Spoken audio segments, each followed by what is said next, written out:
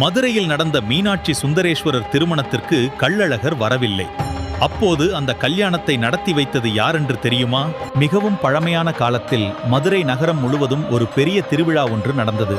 அது மீனாட்சி அம்மன் மற்றும் சுந்தரேஸ்வரர் திருக்கல்யாணம். இந்த தெய்வீக கல்யாணத்திற்கு மீனாட்சி அம்மனின் அண்ணனாக கருதப்படும் கள்ளழகர் அழகர் கோவிலிலிருந்து மதுரைக்கு புறப்பட்டார்.